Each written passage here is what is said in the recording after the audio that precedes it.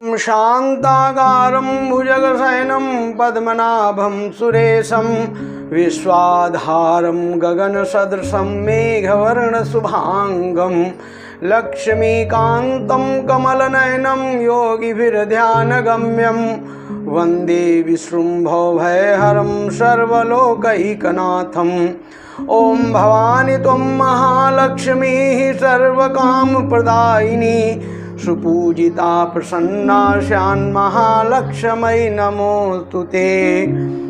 भक्तराज संत शिरोमणि श्री नाभादास जी गुरु आज्ञा का अनुसरण करते हुए भक्तों की महिमा का बखान करने हेतु भक्तमाल की रचना की, जिसमें भक्तों के चरित्र को बहुत ही सुंदर ढंग से प्रस्तुत किया।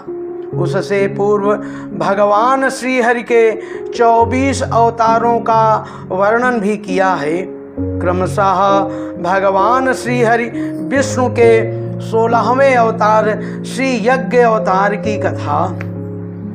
श्री स्वयंभू मनु की पुत्री आकूति जो रुचि प्रजापति से ब्याही गई थी, उन रुचि प्रजापति ने आकूति के गर्भ से एक पुरुष और एक स्त्री का जोड़ा उत्पन्न किया। उनमें से जो पुरुष था वह साक्षात यज्ञ स्वरूपधारी भगवान विष्णु थे, और जो स्त्री थी वह भगवान से कभी भी अलग न रहने वाली लक्ष्मी जी की अंश रूपा दक्षिणा थी। मनु जी अपनी पुत्री आकूति के उस परम तेजस्वी पुत्र को बड़ी प्रसन्नता से अपने घर ले आए और दक्षिणा को रुचि प्रजापति ने अपने पास रखा। जब दक्षिणा विवाह के योग्य हुई तो उसने यज्ञ भगवान को ही अपने पति रूप में प्राप्त करने की इच्छा की। तब भगवान यज्ञ पुरुष ने उससे विवाह किया।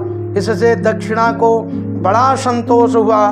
भगवान यज्ञ पुरुष ने दक्षिणा से सुयम नामक देवताओं को उत्पन्न किया और तीनों लोकों के बड़े बड़े संकट दूर किए।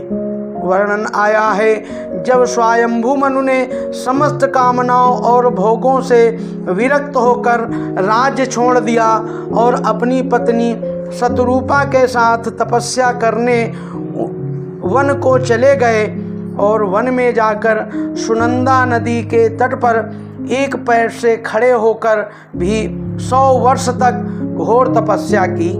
उस समय एक बार जब स्वयंभू मनु एकाग्र चित्त से भगवान की स्तुति कर रहे थे, तो भूखे असुर और राक्षस उन्हें नींद में अचेत होकर बड़बड़ाते जानकर खा डालने के लिए टूट पड़े। यह देखकर अंतर्यामी भगवान यज्ञ पुरुष अपने पुत्र याम नामक देवताओं के साथ वहां आए। उन्होंने उन्हें खा डालने के निश्चय से आए असुरों का संहार कर डाला, और फिर वे इंद्र के पद पर प्रतिष्ठित होकर स्वर्ग का शासन करने लगे। बोलो विष्णु भगवान की जय, बोलो लक्ष्मी मैया की जय।